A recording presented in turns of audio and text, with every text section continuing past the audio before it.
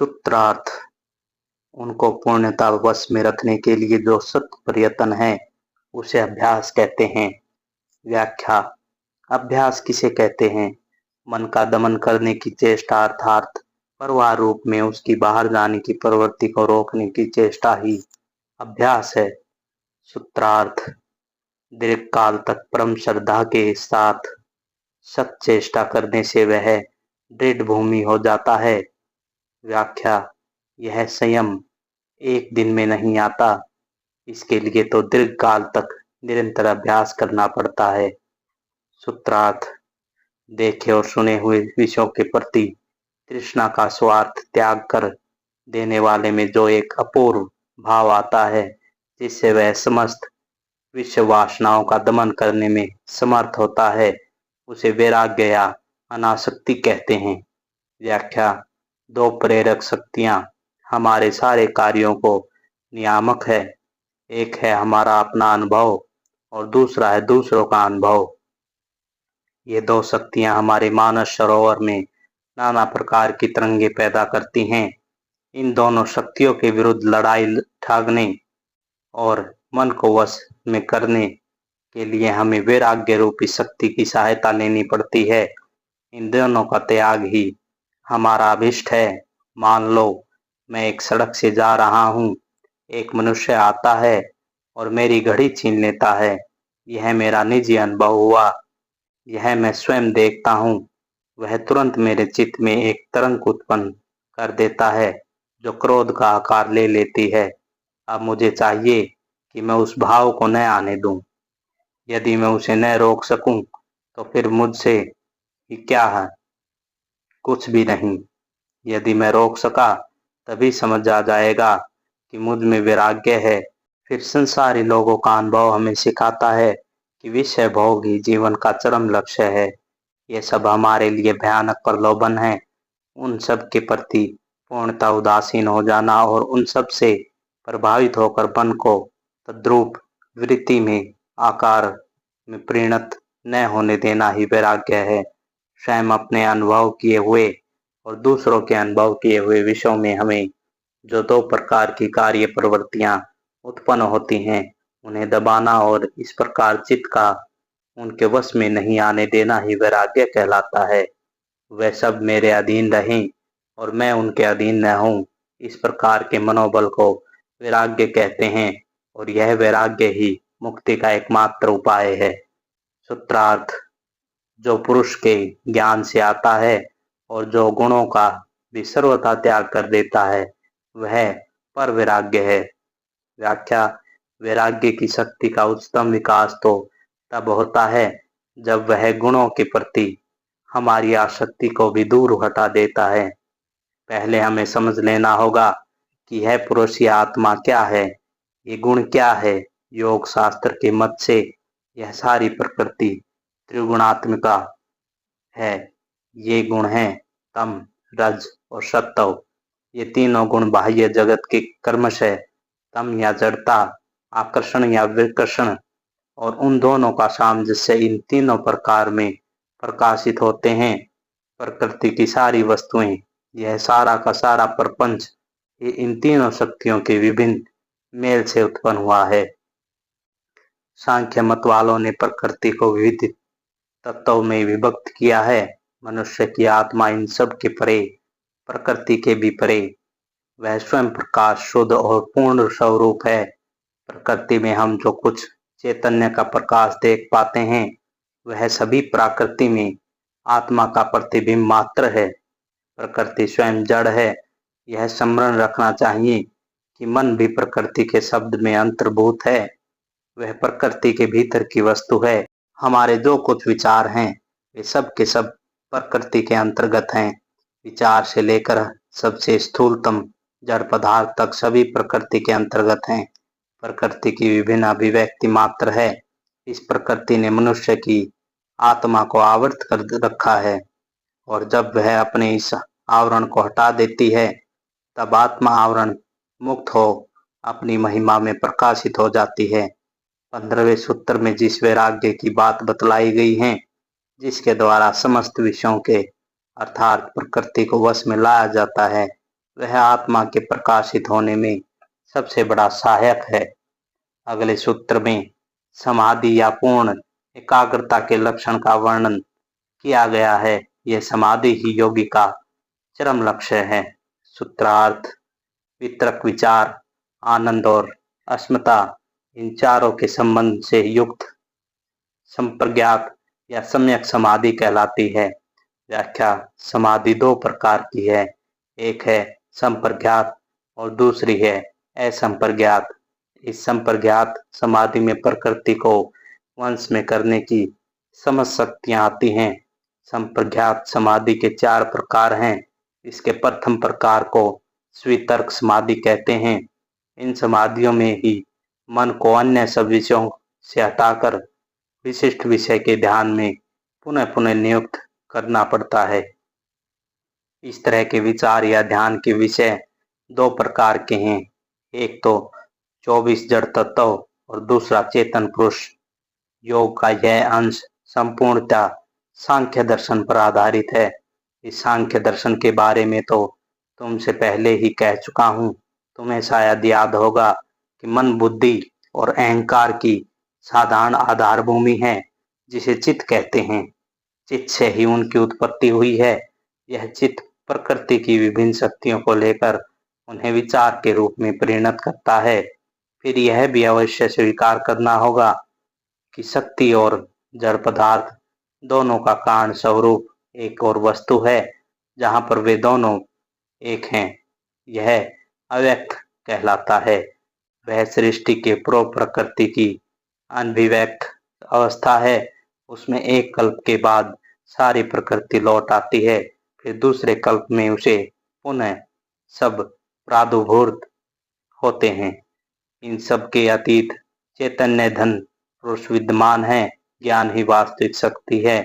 किसी वस्तु का ज्ञान प्राप्त होने पर ही हम उस पर अपना अधिकार चलाने में समर्थ होते हैं। इस प्रकार जब हमारा मन इन सब विभिन्न तत्वों पर ध्यान करने लगता है तो उन पर अधिकार प्राप्त करता जाता है। जिस प्रकार की समाधि में बाह्य स्थूलभूत ही ध्यान के विषय होते हैं, उसे सवितर्क कहते हैं। वितर्क का अर्थ है प्रश्न और सवितर्क का अर्थ है प्रश्न के साथ। मानो स्थूल भूतों से पूछना, जिससे वे अपने अंतर्गत सत्य और अपनी सारी शक्ति अपने ऊपर ध्यान करने वाले पुरुष को दे दें, इसी को सवितर्क कहते हैं। किंतु सिद्धियां प्राप्त करने से ही मुक्ति नहीं मिल जाती। वे तो भोग के लिए साधन मात्र हैं। पर यहाँ इस जीवन के यथार्थ भोग सुख ही नहीं, संसार में यही सबसे पुराना उपदेश है कि यहाँ भोग सुख का अन्वेषण वृथा है, पर मनुष्य के लिए उसे समझना अत्यंत कठिन है। किंतु जब वह सचमुच यह पाठ सीख लेता है, तब इस जगत प्रपंच से अतीत होकर मुक्त हो जाता है। जिन्हें साधारणतः सिद्धियां कहते हैं, उनको प्राप्त करने का अर्थ है दुनियादारी तथा संसार के जंजाल को और भी बढ़ाना, अंत में दुख को और विद्रोह करना। यह सत्य है कि विज्ञान की दृष्टि को अपनाते हुए पतंजलि ने इस योग शास्त्र की संभावना को स्वीकार किया है, और साथ ही वे इन सब सिद्धियों के प्रलोभन से हमें सावधान करते रहने से भी कभी नहीं चूके। फिर उसी ध्यान में जब उन भूतों को देश में काल से अलग करके उनके स्वरूप का चिंतन किया जाता है, तब उस समाधि को निर्वृत्तिक समाधि कहते हैं। और जब एक कदम आगे बढ़कर तन्मात्राओं को ध्यान का विषय बताया जाता है और उन्हें देश काल में अंतर्गत समझकर उन पर ध्यान किया जाता है, तब उसे सविचार समाधि कहते हैं।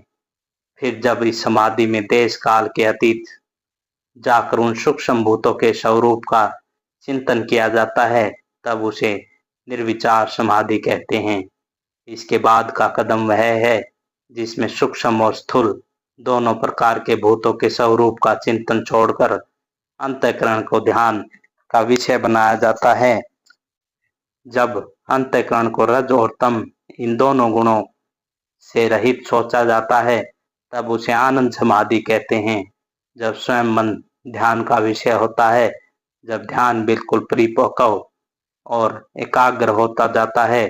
जब स्थूल और सूक्ष्म भूतों का समस्त भावनाएं त्याग दी जाती हैं और जब अन्य सब विषयों से पृथक होकर अहंकार की केवल सत्तावस्था ही शेष रहती है, तब उसे अस्मिता समाधि कहते हैं। जिस मनुष्य ने इस अवस्था की प्राप्ति कर ली, उसे वेदों में विधेय कहा गया है। ऐसा व्यक्ति स्वयं का स्थूल देह से रहित रूप से चिंतन कर सकता है, पर तो भी उसे स्वयं को एक सूक्ष्म शरीरधारी के रूप में सोचना ही पड़ता है। जो लोग इस अवस्था में रहते हैं, उस परम ध्येय की प्राप्ति बिना किए प्रकृति में लीन हो जाते हैं, उन्हें प्रकृति लय कहते हैं। पर जो लोग वहां पर भी नहीं रुकते, वे भी चरम लक्ष्य मुक्ति प्राप्त करते हैं। सूत्रार्थ: दूसरे प्रकार की समाधि में समस्त मानसिक क्रियाओं के विराम का सत अभ्यास किया जाता है, संस्कार मात्र ही शेष रहता है। व्याख्या: यही वह पूर्ण अतिचेतन असंप्रज्ञात समाधि है जो हमें मुक्त कर देती है। पहले जिस समाधि की बात कही गई है, वह हमें मुक्ति नहीं दे सकती, आत्मा को मुक्त नहीं कर सकती। भले ही कोई मनुष्य समझ शक्तियां प्राप्त कर ले, पर तो भी उसका पतन हो सकता है। जब तक आत्मा प्रकृति के परे नहीं चली जाती, तब तक पतन का भय बना ही रहता है। यद्यपि इसकी साधना प्रणाली बहुत सरल मालूम होती है, पर इसे प्राप्त करना अत्यंत कठिन है। यह साधन प्रणाली ऐसी है कि इसमें स्वयं मन पर ध्यान करना पड़ता है, और जब कभी कोई विचार उठता है तो तत्क्षण उसे दबा देना पड़ता है। मन के अंदर किसी प्रकार के विचार को स्थान न देकर उसे संपूर्णता शून्य कर देना पड़ता है। जब हम सचमुच यह करने में समर्थ हो जाएंगे, तो बस उसी क्षण हम मुक्त हो जाएंगे। और जो लोग पूर्व साधना या पूर्व तैयारियां किए बिना ही मन को शून्य करने का प्रयत्न करते हैं, उसका मन अज्ञानात्मक तमोगुण से आवृत हो जाता है और वह उनके मन को आलसी एवं अकर्मण्य कर देता है। यद्यपि वे सोचते हैं कि वे मन को शून्य कर रहे हैं, इसके साधन में सचमुच समर्थ होना उच्चतम शक्ति का अभिव्यक्ति है। मन को शून्य करने में समर्थ होना यानी संयम की चरमावस्था प्राप्त कर लेना है। जब इस असंप्रज्ञात या अति चेतन अवस्था की प्राप्ति हो जाती है, तब यह समाधि निर्बीज हो जाती है। समाधि के निर्बीज होने का तात्पर्य क्या है? संप्रज्ञात समाधि में चित्त प्रवृत्तियों का केवल दमन भर होता है, पर तब भी ये संस्कार या बीजाकार में विद्यमान रहती हैं। अवसर पाते ही वह पुनः तरंगाकार में प्रकट हो जाती हैं। पर जब संस्कारों को भी मूल निर्मित कर दिया जाता है, जब मन को भी लगभग नष्ट कर दिया जाता है, तब समाधि निर्बीज हो जाती है। तब मन में ऐसा कोई संस्कार बीज नहीं रह जाता जिससे यह जीवन लता फिर से लहला उठे, जिससे यह अविराम जन्म मृत्यु का चक्कर और भी घूम सके। तुम लोग पूछ सकते हो कि वह फिर ऐसी कौन सी अवस्था है जहाँ मन नहीं, जिसमें कोई ज्ञान नहीं, जिसे हम ज्ञान कहते हैं। वह तो उस अति चेतन अवस्था की तुलना में एक निमंतर अवस्था पात्र है। यह हमेशा स्मरण रखना चाहिए कि किसी विषय की सर्वोच्च और सर्वनिम्न अवस्थाएं प्राय एक ही प्रकार की मालूम होती हैं। इथर का कंपन निम्नतम होने से उसे अंधकार कहते हैं, मध्य कोटि का होने से उसे आलोक, और फिर उसका उच्चतम कंपन भी अंधकार के समान दिखता है। इसी प्रकार अज्ञान सबसे निम्न अवस्था है और ज्ञान मध्य अवस्था, और इस ज्ञान के भी परे एक उच्च अवस्था है। पर अज्ञान अवस्था और ज्ञानातीत अवस्था दोनों देखने में एक ही समान है, जिसे ज्ञान कहते हैं। वह एक उत्पन्न द्रव्य है, एक मिश्र पदार्थ, और यह यथार्थ सत्य नहीं है। प्रश्न उठता है कि उच्चतर समाधि के लगातार अभ्यास का फल क्या है होगा। इस अभ्यास के पहले अस्थिरता और जड़ता की ओर हमारे मन की जो गति थी, इस अभ्यास से वह तो नष्ट होगी ही, साथ ही सत्प्रवृत्ति का विनाश हो जाएगा। बिना साफ किए हुए सोने में मल निकालने के लिए कोई रासायनिक वस्तु मिलाने पर जो कुछ होता है, यहाँ भी ठीक वैसा ही होता है। जब खान से निकाली हुई अपरिकृत धातु को गलाया जाता है, तब जो रासायनिक पदार्थ उसके साथ मिलाए जाते हैं, वे भी उसके मैल के साथ गल जाते हैं। इसी प्रकार पूर्वोक्त समाधि के सत अभ्यास में जो संयम शक्ति प्राप्ति होती है, उसमें पहले की असत प्रवृत्तियां नष्ट हो जाती हैं और अंत में सत प्रवृत्तियां भी। इस तरह सत और असत दोनों प्रकार की प्रवृत्तियों के निरोध से आत्मा सब प्रकार के बंधनों से विमुक्त हो जाती है और अपनी महिमा में सर्वव्यापी सर्वशक्तिमान एवं सर्वज्ञ रूप से अवस्थित रहती हैं। तब मनुष्य जान पाता है कि न कभी उसका जन्म था, न मृत्यु, और न उसे कभी इहलोक की जरूरत थी, न परलोक की। तब वह जान पाता है कि न वह कहीं से आया था और न कहीं गया। वह तो प्रकृति थी जो यहाँ वहाँ आवागमन कर रही थी और प्रकृति की यह हलचल ही आत्मा में प्रतिबिंबित हो रही थी। कांच से प्रतिबिंब होकर प्रकाश दीवाल पर पड़ता है और हिलता डुलता है। दीवाल मूर्ख के समान शायद सोचती होगी कि मैं हिल डुल रही हूँ। ठीक ऐसा ही हम सबके बारे में भी है। चित्त ही लगातार इधर उधर जा रहा है, अपने को नाना रूपों में परिणत कर रहा है, पर हम लोग सोचते हैं कि हम ही से ये विभिन्न रूप धारणा कर रहे हैं। असंप्रज्ञात समाधि के अभ्यास से यह सारा ज्ञान दूर हो जाएगा। जब वह मुक्त आत्मा को आदेश देगी, भिखारी की भांति प्रार्थना करेगी या मांगेगी, वहीं वर्ण आदेश देगी, तब वह जो कुछ चाहेगी सब तुरंत पूर्ण हो जाएगा। वह जो कुछ इच्छा करेगी वही करने में समर्थ होगी। सांख्य दर्शन के मतानुसार ईश्वर के अस्तित्व नहीं है। यह दर्शन कहता है कि जगत का कोई ईश्वर नहीं हो सकता, क्योंकि यदि वह हो तो अवश्य वह एक आत्मा ही होना चाहिए, और आत्मा या तो बद्ध होगी या मुक्त। जो आत्मा प्रकृति के अधीन है, प्रकृति ने जिस पर अपना आधिपत्य जमा लिया, वह भला कैसे सृष्टि कर सकेगी। वह तो स्वयं एक दास है। और दूसरी ओर यदि आत्मा मुक्त हो तो वह क्यों इस जगत प्रपंच की रचना करेगी, क्यों इस पूरे संसार की क्रिया आदि का संचालन करेगी। उसकी तो कोई अभिलाषा ही नहीं रह सकती। अतः इसके सृष्टि या जगत शासन आदि करने का कोई प्रयोजन नहीं रह जाता। द्वितीय, यह सांख्य दर्शन कहता है कि ईश्वर को अस्तित्व स्वीकार करने की कोई आवश्यकता नहीं है।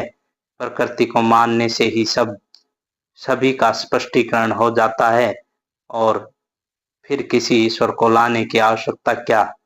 कपिल मुनि कहते हैं कि बहुत से ऐसे व्यक्ति ऐसे हैं जो सिद्ध अवस्था के नजदीक जाकर भी विभूति लाभ का वासना पूर्णतया छोड़ने में समर्थ न होने के कारण योग भ्रष्ट हो जाते हैं। उनका मन कुछ काल तक प्रकृति में लीन होकर रहता है। जब वे पुनः पैदा होते हैं तब प्रकृति के मालिक होकर जाते हैं, और यदि इन्हें ईश्वर कहो तो ऐसे ईश्वर अवश्य हैं। हम सभी एक समय ऐसा ईश्वर तव प्राप्त करेंगे। सांख्य दर्शन के मतानुसार वेद में जिस ईश्वर की बात कही गई है, वह ऐसी ही एक मुक्त आत्मा का वर्णन मात्र है। इसके अतिरिक्त जगत का अन्य कोई नित्य मुक्त आनंद में सृष्टि करता नहीं है। दूसरी ओर योगी गण कहते हैं, नहीं, ईश्वर है। अन्य सभी आत्माओं से, सभी पुरुषों से अलग एक विशेष पुरुष है। वह समग्र सृष्टि का नित्य प्रभु है। वह नित्य मुक्त है और सभी गुरुओं का गुरु स्वरूप है। सांख्य मत वाले, जिन्हें प्रकृति लय कहते हैं, योगी गण उनका भी अस्तित्व स्वीकार करते हैं। वे कहते हैं कि ये योग भ्रष्ट योगी है। कुछ समय तक के लिए उनकी चरम लक्ष्य की ओर की गति में बाधा होती है, और उस समय के वे जगत के अंश विशेष के अधिपति रूप में अवस्थान करते हैं। सूत्रार्थ, वही देवताओं की प्रकृति लीनों की पुनरुक्ति का कारण है। व्याख्या भारतीय धर्म प्रणालियों में देवता कुछ उच्च पद विशेषों का प्रतिनिधित्व करते हैं। भिन्न भिन्न जीवात्मा एक के बाद एक इन पदों का पूर्ति करते हैं, पर इनमें से कोई भी पूर्ण नहीं है। सूत्रार्थ दूसरों को श्रद्धा अर्थात विश्वास, वीर्य अर्थात मन को तेज, स्मृति समाधि अर्थात एकाग्रता और प्रज्ञा अर्थात सत्य वस्तु के विवेक से प्राप्त होती है। व्याख्या जो लोग देवता पद या किसी कल्प के शासनकर्ता होने की भी कल्पना नहीं करते, उन्हीं की बात कही जा रही है, वे मुक्ति प्राप्त करते हैं। सूत्रार्थ जिनकी साधना की तीव्र गति है उनके लिए शीघ्र हो जाता है। सूत्रार्थ साधना की हल्की, मध्यम और उच्च मात्रा के अनुसार योगियों की सिद्धि में भी भेद हो जाता है। अथवा ईश्वर के प्रति भक्ति से भी दुख, कर्मफल और वासना के संबंध से रहित पुरुष विशेष ईश्वर हैं। हमें यहाँ फिर से स्मरण करना होगा कि पातंजल योग दर्शन सांख्य दर्शन पर आधारित है। भेद केवल इतना है कि सांख्य दर्शन में ईश्वर को स्थान नहीं, जबकि योगी गण ईश्वर के अस्तित्व स्वीकार करते हैं। ईश्वर को मानने पर योगी गण ईश्वर संबंधी सृष्टि, कर्तव्य आदि विविध भावों का कोई बात नहीं उठाते। योगियों के ईश्वर से जगत के सृष्टिकर्ता ईश्वर का बोध नहीं होता। वेद के मतानुसार ईश्वर जगत स्पष्टा है, क्योंकि जगत के सामंजस्य देखा जाता है, अतः जगत अवश्य एक इच्छा शक्ति की ही अभिव्यक्ति होगा। योगीगण ईश्वर के अस्तित्व स्थापित करने के लिए एक नए प्रकार की युक्ति काम में लाते हैं।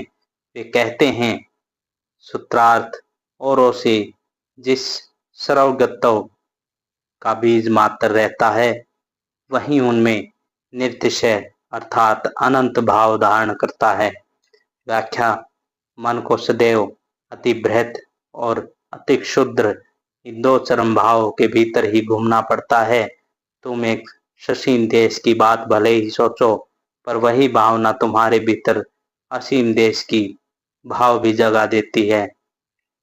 यदि आंखें बंद करके तुम एक छोटे से देश के बारे में सोचते हो, इसी छोटे से देश रूप वृत्त के साथ ही उसके चारों ओर अमर्यादित विस्तार वाला एक दूसरा वृत्त भी है।